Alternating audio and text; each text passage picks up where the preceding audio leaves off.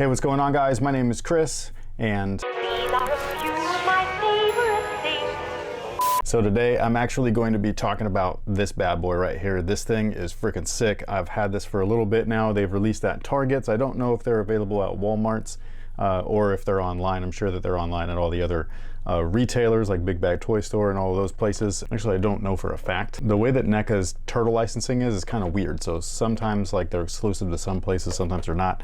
But either way, this is one of my favorite characters from not just, you know, the overall mythos of TMNT, but also just one of my favorite figures dating all the way back to the original series way back in the 80s. And this guy right here is known as the Rat King. And I do apologize for the, you know, the stuff that you see like glaring off of the windows. This channel is not monetized. I just do this because I want to. So once, you know, things start flowing well, or if, then I'll start doing upgrades and stuff like that. I'll get some side lights instead of overheads and yada, yada, yada. Now, just in case you wanted a quick backstory on the character, the Rat King debuted in Tales of the Teenage Mutant Ninja Turtles, which is a comic book series, and he debuted in issue number 4. And this right here is the art style in which he debuted in. And then he eventually made his first animated series appearance in the 1987 series, the original TMNT that most of us, like at least us old people, grew up with, but not in 1987. He actually was featured in a 1989 episode dubbed Enter the Rat King.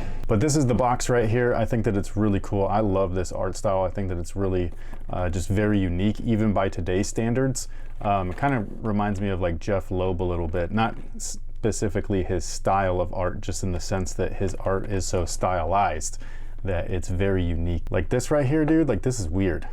And it's so cool. And then something that I actually found out from Nostalgia Unboxed, which is a great YouTuber. If you don't know who he is by whatever reason, go check him out. But all of the people that worked on the product are actually right down here, which is really cool. And this is not something that's customary to every type of action figure, but it is on Neca products, which is what this is right here. So when you see that little label right there, that means that it's a Neca item. And with all of that stuff out of the way, now we get to the fun part, which is opening this bad boy up. So behind the character itself is this little sleeve. This thing is just super cool to me. I really like this. I haven't used any of these things as diorama pieces, but you know, I'm contemplating it for sure. It mimics the art style of the comic book series, and it just looks amazing. Now, this is how everything comes inside the box. They do come with little shields to protect the accessories and things like that.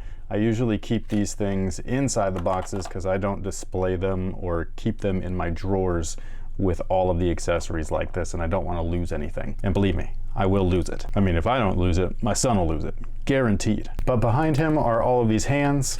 These are his regular hands, so his human hands, because inside the box he comes with these grotesque hands. Like, these are totally nasty. These are so sick.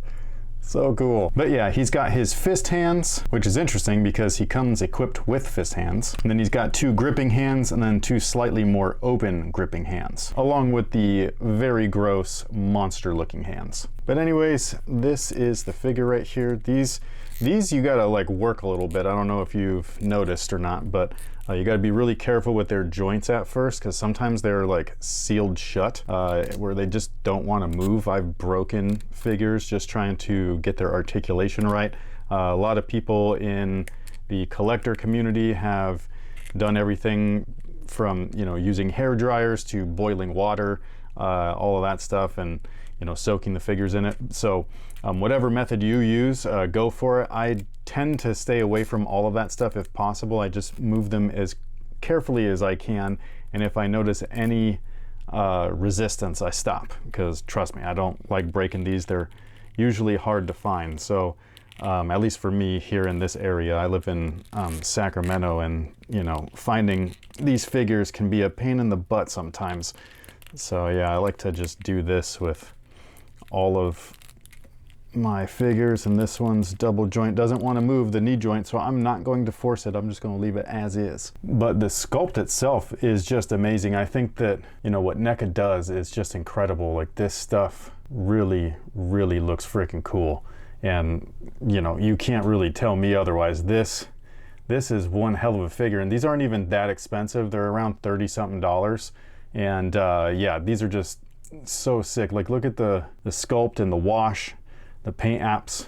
Everything is just premium feeling, minus some of the joints and everything. Then they got these extra accessories, which I'm not loving right now. They're falling down. I'm used to that with the Hasbro stuff, like Cyclops and characters like that, where they got weird thigh wraps and they always fall, until they started actually molding them onto the figure. Not a fan. But he comes with this stick right here. I don't know if this is his or if this is supposed to be Splinter's. I don't remember the issue by heart. And then he comes with these 3 rats right here. One of them looks like it's running. The other one's just sitting looking all cute. And then the other one looks like he's supposed to hold it, or it's dead. I'm not sure. Its tongue is sticking out, so it very well could be dead. This is what I probably love the most about Neca, is all the useless accessories. I think they're so fun and so cool, but I don't use any of them. And then just in case you don't love the head that it came with, you can use something that's a little bit more closer to what they actually like used in the cartoon series, which is a more friendly face. Although this is very reminiscent of some panels, so maybe they just give you 2 options. They give you the grotesque, monster version, and then they gave you this one as well. But posability is amazing. I think that these things are just really fun to have in the collection. I love the comic style Neca figures. These might be some of my favorites that they've done outside of the original Teenage Mutant Ninja Turtle live action movie. Those are by far my favorite.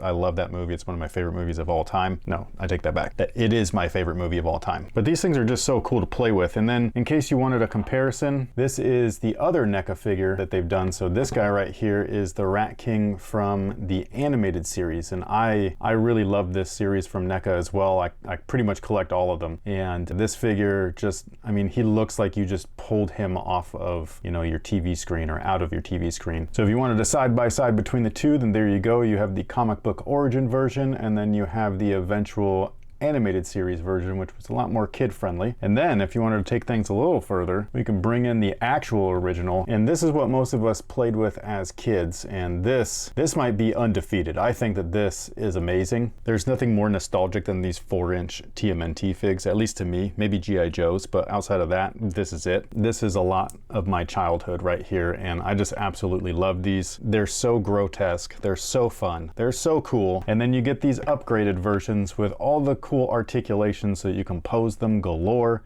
make them look awesome like they just popped off of the screen or the page. How can you not like something like this? This is too cool. One thing I'm actually really excited for is Super 7's version of this. I did not pre-order it. Usually I can get them after they've released, but I'm really excited for that thing. I think the Super 7s, outside of the NECAs, in terms of these iconic properties that we all know and love, the Super 7 stuff is some of my favorite because they've essentially recreated the original stuff, but supersized it for you today. And on top of that, they're like fully articulated, so they're made like new figures. They're not made like these with the 5 points of articulation. But yeah, I'm looking forward to the Super 7 version. I love all of this stuff. I think it's so cool.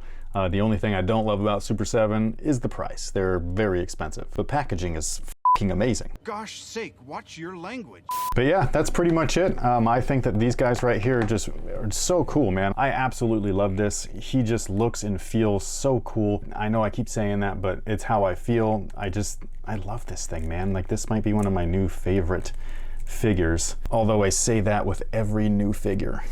I know, it's bad. It's so bad. You think that my sneaker collection is a thing? No. My toy collection is so much worse, in a good way. Why the heck did they give you 2 fist hands? That's weird. But yeah, let me know what you think about the Rat King from the comic books versus from the animated series versus from the original. If you wanted to rank them, go for it. If I were to rank them right now, I don't know what I would do. Honestly, I'd probably put Super 7 first, even though I don't have it. Then I would put this as a close second, since that's inspired by this. And then I would probably do the comic book version third, even though this could be, easily first.